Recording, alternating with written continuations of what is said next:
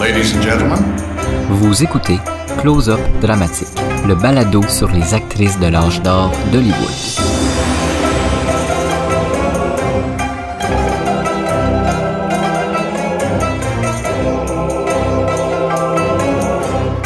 Le 9 juillet 1937, des pellicules de films en nitrate s'enflamment dans l'une des réserves de la Century Fox dans le New Jersey.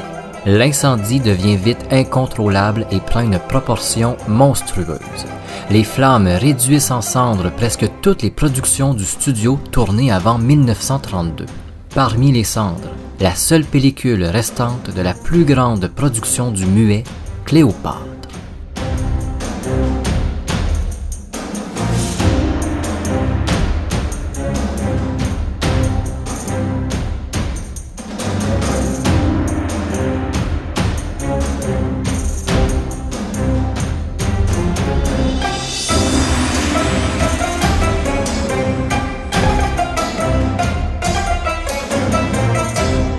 Jason Duval avec vous pour ce nouvel épisode de Close-Up Dramatique.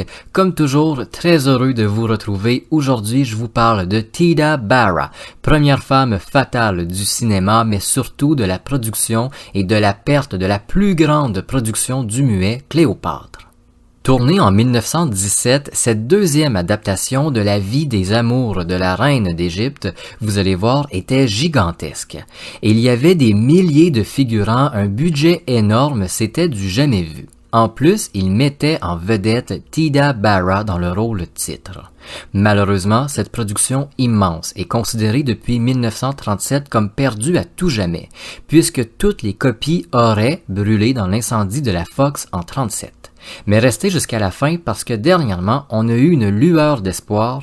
On a retrouvé quelques segments dans un jouet pour enfants. J'en dis pas plus, j'en ai déjà dit trop de toute façon, je vous raconte tout ça à la fin. Avant de m'embarquer dans l'histoire de Cléopâtre de 1917, qui était Theda Bara, première femme fatale de l'industrie. Well, that's that. The story of the Thin Man with William Powell and Myrna Loy. I'm going to get them back out here in a minute to talk to you. As you know, these broadcasts from the Lux Radio Theater are quite an event in Hollywood. And among our many friends here tonight is one of the greatest stars of the silent pictures. I admired her from afar when she was doing such magnificent spectacles as Cleopatra, and I was just an extra. Today she is the wife of one of our leading film directors. I've known her for many years as a most charming and gracious lady, and I want you to meet her now, Miss Theda Bara.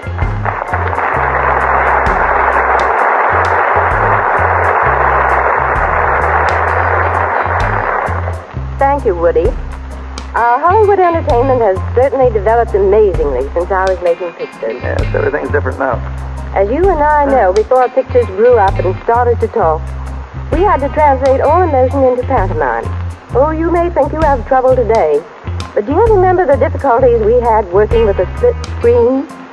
We had to express jealousy, hate, love, or devotion, all in pantomime. And at the same time keep pace as the director guided us with a 1, 2, 3, 4, just as a metronome guides a pianist.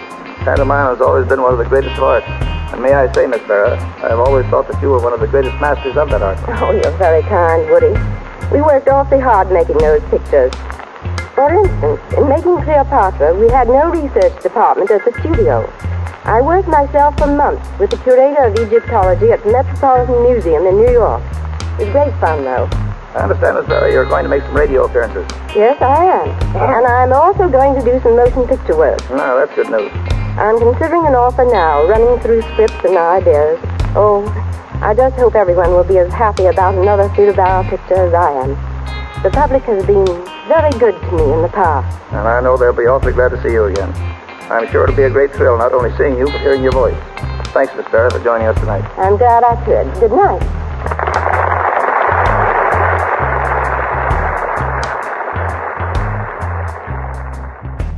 Pour ceux que ça intéresse, j'ai fait un épisode entier sur sa carrière.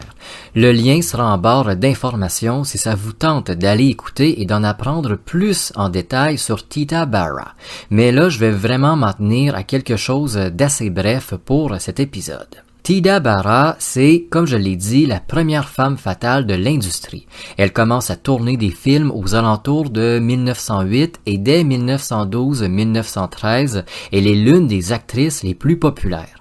Elle va faire un peu de tous les genres, mais Theda Bara va surtout apparaître dans des drames d'amour où elle joue un peu la trouble fête. Elle va interpréter des femmes qui viennent semer la bisbille dans les couples, les maîtresses exigeantes qui rendent les hommes fous. Ce genre de rôle va plaire énormément au milieu de la décennie. Elle attire le public dans les salles par ses rôles souvent tragiques, mais aussi par son style très sensuel, qu'on pourrait même dire sexuel dans certains cas. Elle n'hésite pas à se dénuder presque entièrement dans ses films. Elle laisse place qu'à très peu d'imagination parfois. Ses robes sont hyper décolletées, souvent transparentes, et on est en 1912-1919, ça cause tout un émoi dans la population américaine. Theda est aussi très publicisée. La Century Fox, son studio, invente tout un tas d'histoires à son sujet qui coïncident souvent avec l'histoire d'un film qui était sur le point de sortir. Donc, on la voit beaucoup autant à l'écran qu'en vrai parce qu'elle aime apparaître aux premières un peu partout, mais aussi elle est ultra présente dans les journaux. Elle aime les entrevues, mettre de l'huile sur le feu de ses histoires complètement fausses, même si parfois il y a un fond de vérité. Jusqu'au début des années 20, sa carrière est que de succès. Par contre, quand les années 20 arrivent, le public se lasse de voir l'actrice toujours dans des rôles de maîtresse un peu méchantes. Sa notoriété va prendre une méchante chute. Entre 1919 et 1925, elle n'aurait tourné aucun film.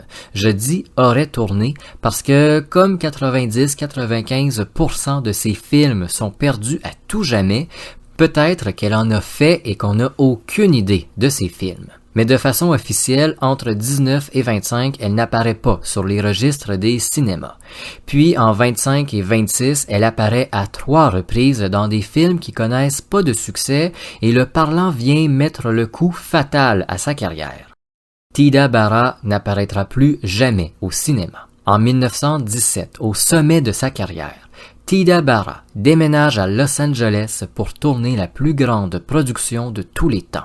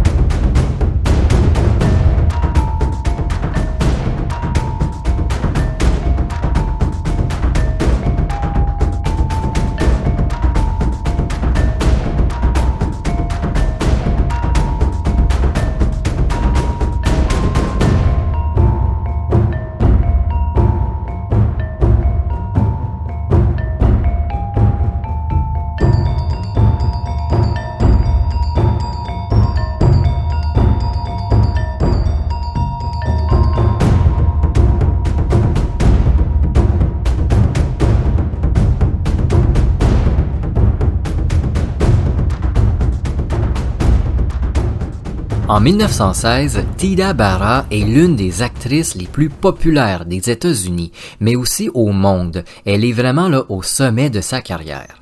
En 1915, elle a tourné A Fool There Was, qui a été un immense succès au box-office, et en 1916, elle apparaît dans 8 productions qui auront toutes un beau succès. Des films comme Roméo et Juliette et surtout The Vixens, qui connaît tellement de succès qu'il est traduit en plusieurs langues et exporté partout en Europe et même au Brésil, qui à ce moment-là est pas très grand écran.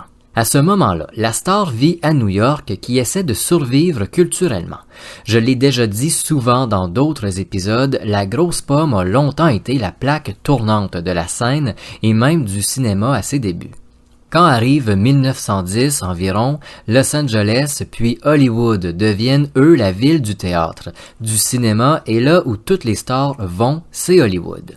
Les productions hollywoodiennes deviennent bien plus grandes et bien plus imposantes que celles qui se font à New York. Theda Bara, elle est l'une des dernières stars du cinéma à toujours vivre à New York et à faire le voyage jusqu'à LA pour tourner. Elle n'a pas tellement envie de partir, mais elle le sait qu'à Hollywood, c'est là que tout se passe maintenant.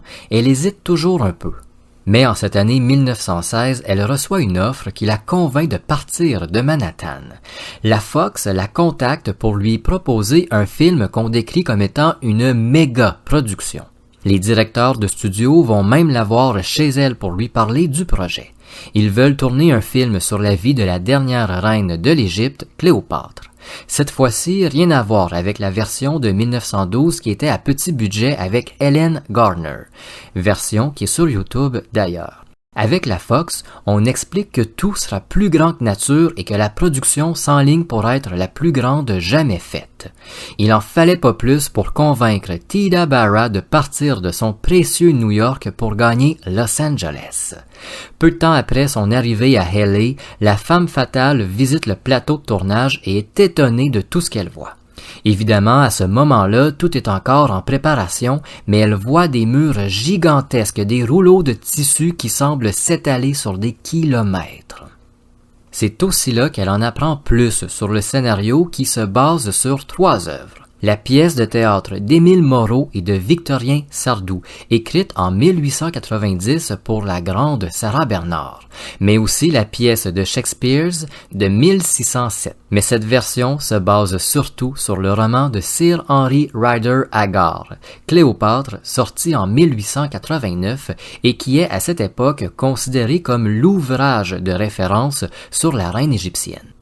Pour ajouter à tout ça, on dit à Theda que le film va durer plus de 2h30.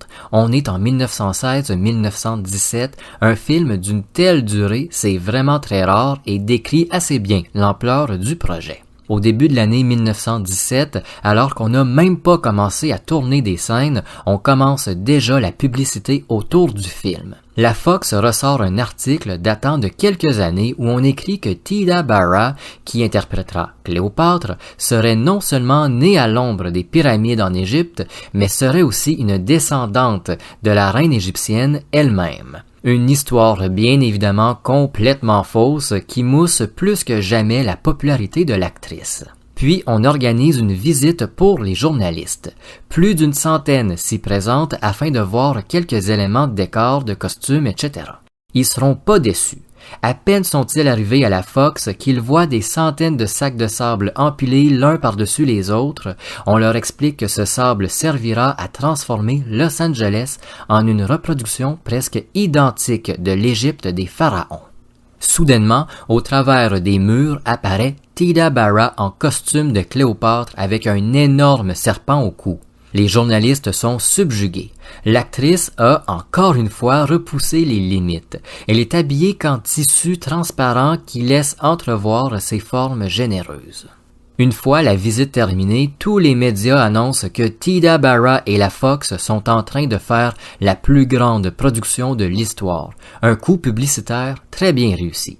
Le tournage commence au printemps de 1917 avec plus de 2000 personnes derrière les caméras et 15 000 figurants sont engagés. Theda Bara apparaît en soutien-gorge et robe transparente au travers des reproductions identiques de la grande pyramide de Giza et du Sphinx. On a recréé l'Égypte des pharaons en plein cœur de Los Angeles.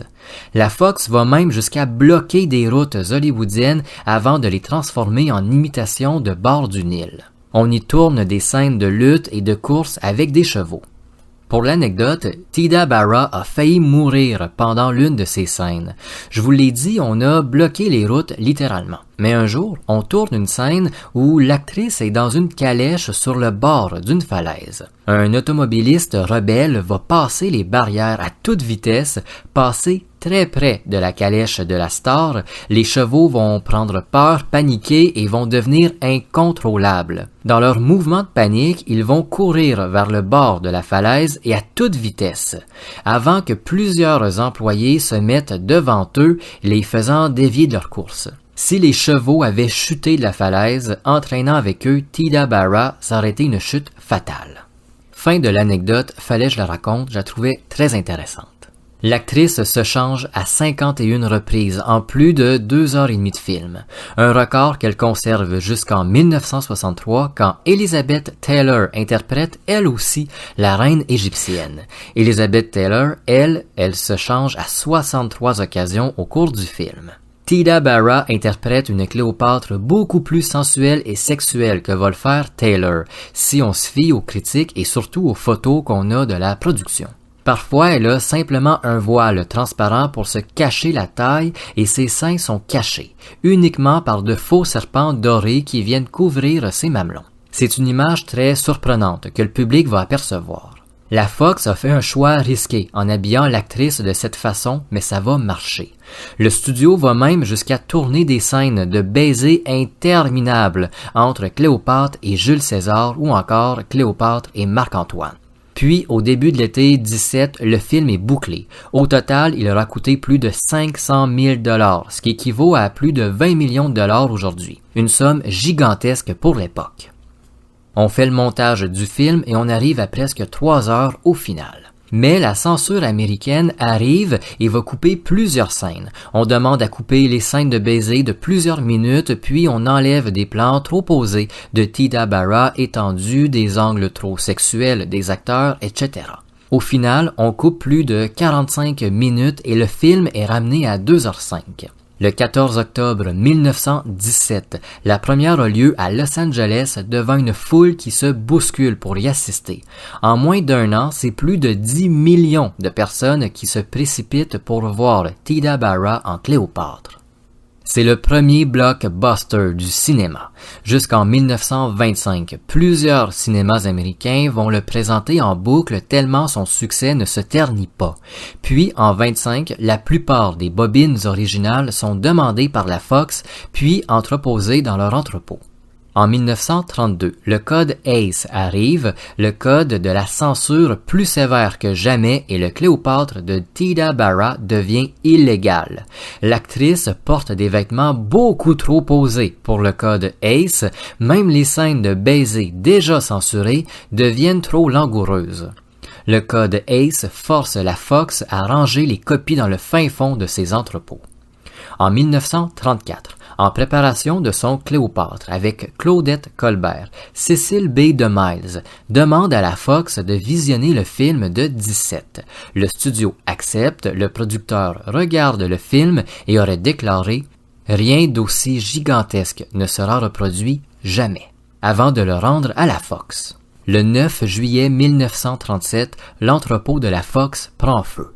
Les bobines de film de cette époque sont surtout faites avec du nitrate qui, mal conservé, se brise facilement. Le nitrate a aussi un grand défaut, s'il est mal ventilé, il peut prendre feu spontanément. C'est ce qui se produit le 9 juillet 1937. Quelques bobines s'enflamment toutes seules et l'incendie va prendre une proportion énorme. Une personne va malheureusement décéder selon plusieurs sources. Cette personne tentait de sauver quelques boîtes de films, mais en vain. Dans cet entrepôt, on conservait toutes les bobines des films produits par la Fox avant 1932. C'est des milliers, des dizaines de milliers de films qui partent en fumée, dont le Cléopâtre de Theda Bara de 1917 et pratiquement tous ses autres films. Jusqu'aux années 80, on va chercher partout à travers le monde si une copie était toujours disponible, mais aucun musée, aucun entrepôt, rien, partout à travers la planète ne conserve une copie de Cléopâtre de 1917. Dans les années 80, on découvre par hasard quelques secondes du film qui apparaissait dans un documentaire des années 20. Malheureusement, le segment n'explique pas du tout l'ampleur du film. On dirait presque un test de costume avec une Theda Bara qui tourne sur elle-même habillée en Cléopâtre. Mais récemment, dans un jouet pour enfants, on fait une découverte inespérée.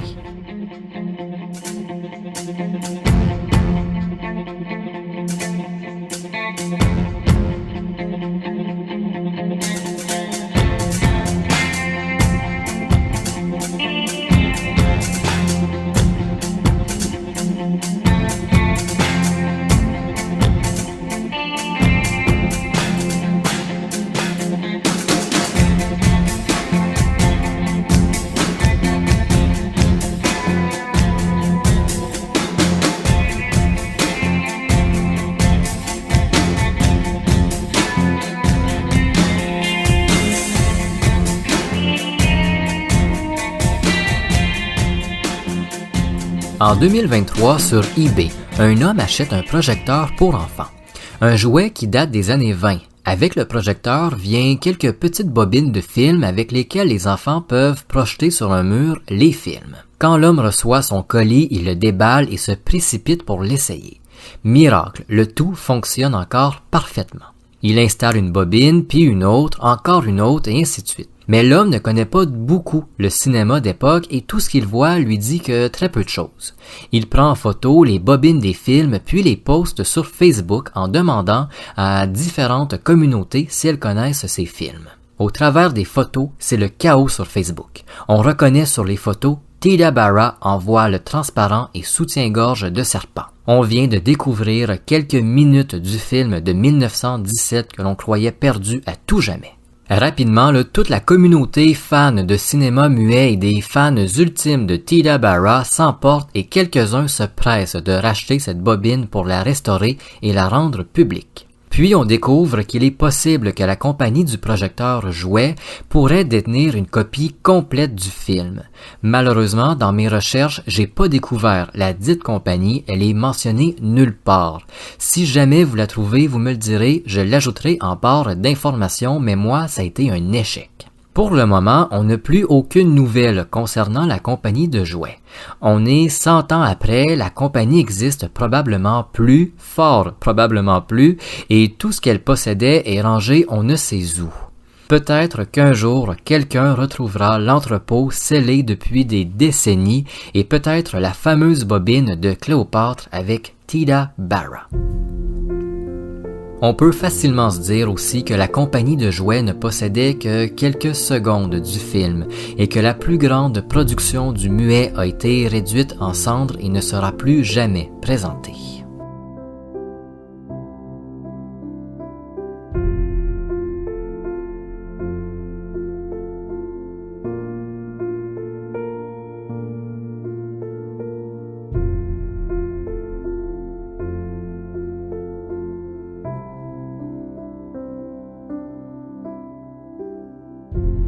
Merci d'avoir écouté Close-Up Dramatique.